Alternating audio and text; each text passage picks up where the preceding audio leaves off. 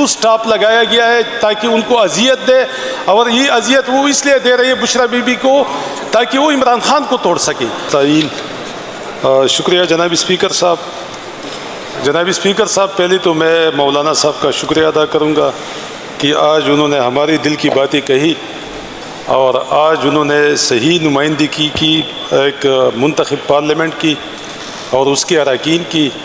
تو میں تہ دل سے ان کا شکریہ ادا کرنا چاہتا ہوں۔ جناب اسپیکر صاحب، میں آج ایک اہم مسئلے پہ ایک اہم موضوع پہ بات کرنا چاہتا ہوں۔ جس طرح آپ کو پتہ ہے کہ اس بجٹ میں ملاکنڈ ڈویژن میں ٹیکس کا نفاذ کا اعلان ہوا ہے۔ جی ہاں، وفاقی حکومت نے پاٹا اور فاٹا دونوں پہ جو ٹیکس کا نفاذ کا اعلان کیا ہے۔ اگر اس کو ہم دیکھ لیں جناب اسپیکر صاحب، 2017-18 میں جب پی ایم ایل کی حکومت تھی اور انہوں نے ملاکنڈ ڈویژن پہ ٹیکس نافذ کرنا چاہا تو اس وقت ہماری فیڈرل میں جو گورنمنٹ تھی، پی ٹی آئی فیڈرل میں جو ہمارے اراکین تھی، اپوزیشن میں بیٹھی تھی، ان کے ساتھ کمٹمنٹ ہوئی تھی کہ یہ جو ٹیکس ہے اس کو ہم 5 سال کے لیے ایکسٹینڈ کریں گے، یعنی 5 سال تک ملاکنڈ پہ کوئی ٹیکس نہیں لگے گا، اور اس کو بعد میں جو ہے نا وہ بعد میں پھر 5 سال کے لیے ایکسٹینڈ کریں گے، کیونکہ جو رولز ہے وہ 5 سال سے زیادہ ایکسٹینشن کی اجازت نہیں دیتا تھا۔ لیکن جناب اسپیکر صاحب، فلور آف دا ہاؤس اس وقت کی پرائم منسٹر نے یہ کمٹمنٹ کی، لیکن پھر اس نے پورا نہیں کیا۔ جب اگلا سال گزرا اور 2018 اگست میں پاکستان تحریک انصاف کی حکومت آئی تو ہماری ملاکنڈ ڈویژن کی جتنی بھی ایم این ایس تھے وہ خان صاحب کے پاس چلی گئی، ان کو ریکویسٹ کی کہ ملاکنڈ ڈویژن ایک ایسا ڈویژن ہے، ایک تو یہ صوبے کا سب سے بڑا ڈویژن ہے، آبادی بھی اس کی تقریباً کوئی 1.25 کروڑ آبادی ہے، اور جب ریاست سوات ضم ہو رہا تھا پاکستان میں تو ان کی سوات کی جتنی بھی عوام تھی ان کے ساتھ یہ کمٹمنٹ ہوئی تھی کہ 100 سال تک ملاکنڈ میں کوئی ٹیکس نہیں لگے گا۔ تو جناب اسپیکر صاحب، خان صاحب نے پھر اس کو جب وہ سمری منگوائی اور اس کو دیکھا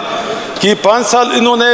ایکسٹینشن دی تھی لیکن پھر اس پہ عمل نہیں ہوا، تو انہوں نے پھر ان کی ہمارے ایم این ایس کی بات مان لی اور انہوں نے جو سمری تھی اس میں ایکسٹینڈیبل کا لفظ لکھا اور 5 سال تک پھر ملاکنڈ ڈویژن ٹیکس سے مستثنا رہا۔ جناب اسپیکر صاحب، جب 2024 میں وہ ٹائم پورا ہوا تو پھر پاکستان مسلم لیگ کی حکومت تھی فیڈرل میں، تو انہوں نے پچھلی سال 2025 میں دوبارہ ہمارے چیف منسٹر کے صاحب کے ساتھ انہوں نے مذاکرات اس پہ کی، تو انہوں نے کہا کہ ہمارے ملاکنڈ ڈویژن کے لوگ اور ہمارا صوبہ یہ نہیں مانتی، تو اس لیے انہوں نے 1 سال کی ایکسٹینشن دی۔ چاہیے تو یہی تھا کہ وہ 5 سال کی ایکسٹینشن دیتی، لیکن انہوں نے 5 سال کے لیے مستثنا نہیں کیا، 1 سال کی دی۔ ابھی اس بجٹ میں بھی اس کا جو اعلان ہوا، نفاذ ہوا ہے، تو جناب اسپیکر صاحب، ہماری چیف منسٹر صاحب کے ساتھ اس کی نہ کوئی کوارڈینیشن ہوئی ہے، این ایس سی کی میٹنگ ہوئی ہے، اس میں بھی اس کا کوئی ذکر نہیں ہوا، اور یکدم یہ ٹیکس لاگو کیا گیا ملاکنڈ ڈویژن پہ۔ تو جناب اسپیکر صاحب، وہاں کی جو عوام ہے، آپ سب کو پتہ ہے کہ ایک تو ملاکنڈ ڈویژن ایک آفت زدہ علاقہ ہے، آئے روز وہاں پہ ڈیزاسٹر آتی ہے، آئے روز وہاں پہ سیلاب آتی ہے، آئے روز وہاں پہ زلزلے آتی ہے۔ اس کے علاوہ ملیٹنسی بھی جو چاہے مصنوعی تھی یا جو بھی تھی، لیکن ملیٹنسی بھی آئی وہاں پہ، 4-5 سال لوگ وہاں پہ رول گئی۔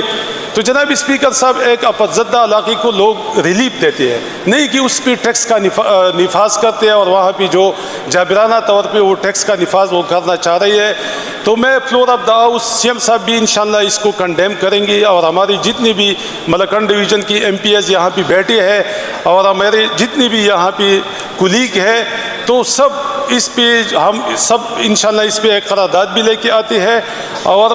ہم وہاں پہ ٹیکس نافذ اس لیے نہیں کریں گے کیونکہ ایک آفت زدہ علاقہ جو بار بار ڈیزاسٹروں سے، بار بار زلزلوں سے، بار بار ملیٹنسی سے متاثر ہوتا ہے، تو اس پہ اگر آپ ٹیکس لگائیں گے غریب لوگوں پہ، تو مطلب ہے کہ یہ ان کے ساتھ زیادتی ہے، اور جو کمٹمنٹ 1969 میں ملاکنڈ ڈویژن کی عوام کے ساتھ ہوئی تھی، تو یہ اس کی بھی خلاف ورزی ہے۔ تو جناب اسپیکر صاحب، میں یہی چاہتا ہوں کہ اس پہ ہم اس کی بھرپور مذمت کرتے ہیں، اس پہ ہم ایک قرارداد بھی لے کے آتے ہیں، اور اس کے ساتھ جناب اسپیکر صاحب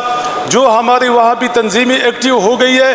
اس تنظیموں کے ساتھ ہم شانہ بشانہ بحیثیت صوبائی ممبر وہاں پہ ان کے ساتھ کھڑے ہوں گے، چاہے وہ احتجاج کرتے ہیں، چاہے وہ ریلی نکالتے ہیں، چاہے جو بھی نکالتے ہیں۔ اس کے علاوہ جناب اسپیکر صاحب میں ایک اور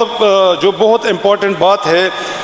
جس طرح آپ کو پتہ ہے پچھلے ہفتے بشرا بی بی کی بیٹی کی اپنی والدہ سے ملاقات ہوئی ہے، تو اس باہر آ کے انہوں نے کہا کہ میری والدہ کا ایک آپریشن ہوا ہے، ایک آنکھ کا، اور ابھی دوسرے آنکھ کا بھی آپریشن ہوا ہے، ان کی صحت انتہائی خراب ہے۔ جناب اسپیکر صاحب یہ جو سب ان کے ساتھ ظلم ہو رہا ہے، اور وہاں پہ انہوں نے یہ بات بھی کہی کہ وہاں پہ مخصوص سٹاف لگایا گیا ہے تاکہ ان کو اذیت دے، اور یہ اذیت وہ اس لیے دے رہی ہے بشرا بی بی کو تاکہ وہ عمران خان کو توڑ سکے، تاکہ وہ عمران خان کی لائلٹی کو توڑ سکے، تاکہ وہ عمران خان کی جو ان کے ساتھ کمٹمنٹ نہیں کر رہا، جو ان کے ساتھ ڈیل نہیں کر رہا، ان کو توڑ سکے۔ تو ان کو سارا ہاؤس ہم کنڈیم کرتے ہیں جناب اسپیکر صاحب، اور ہم یہاں سے پیغام دیتے ہیں کہ خدا کے لیے خواتین پہ ظلم نہ کیا کریں، اپنے آپ کو یہودیوں اور اسرائیلیوں والا وہ جو سلوک کرتے ہیں اپنے مخالفین کے ساتھ، وہ سلوک نہ کیا کریں۔ یہ خواتین ہے، اس کو اللہ پاک نے باعزت بنایا ہوا ہے، اللہ پاک نے خواتین کو باعزت مطلب ہے کہ ان کو ایک عزت دی ہے، قرآن میں بھی ہے۔ تو خواتین میں آپ کیوں اس کو لے کے آتے ہیں، کیوں اس خاتون کو آپ لے کے آتے ہیں جو ایک مطلب ہے کہ وہاں پہ ایک قید تنہائی میں بھی ہے، اور وہاں پہ وہ ناجائز قید ہے، یعنی اس کا کوئی گناہ نہیں ہے، نہ وہ سیاست کرتی ہے، نہ اس کا سیاست سے کوئی تعلق ہے، صرف اس لیے کہ وہ خان صاحب کی بیوی ہے تو اس کو آپ اذیت دیں گے۔ تو جناب اسپیکر صاحب یہ بہت بڑا ظلم کروا رہی ہے، ان کی بھی اپنی خواتین ہے، اگر اس کے ساتھ ظلم ہو جائے تو پھر یہ خواتین کاٹ کھیلتی ہے، پھر چیختی ہے، چلاتی ہے۔ تو میرے خیال میں یہ ایک ظلم ہو رہا ہے وہاں پہ بشرا بی بی کے ساتھ، اور خان صاحب کو توڑنے کے لیے تو میں اس کی شدید الفاظ میں مذمت کرتا ہوں، اور میں چاہتا ہوں کہ سارے ایوان اس پہ بات کریں، کیونکہ اگر ہم اس طرح خواتین کو سیاست میں کینچی یا کسی کو توڑنے کے لیے، تو یہ ایک ہم غلط روایت ڈال رہی ہے۔ تو پھر مطلب یہ ہے کہ ہماری طرف سے جب ہماری کیونکہ حالات ایک جیسی نہیں رہتی، کل ہماری حکومت تھی، آج ان کی حکومت ہے، کل پھر ہماری حکومت ہوں گی، تو یہ ایک ہم غلط روایت ڈال رہے ہیں اپنی خواتین کو ذلیل کروانے کے لیے۔ تو جناب اسپیکر صاحب اس پہ بھی آپ رولنگ دیں جناب، شکریہ، تھینک یو جی۔ بہت شکریہ جی۔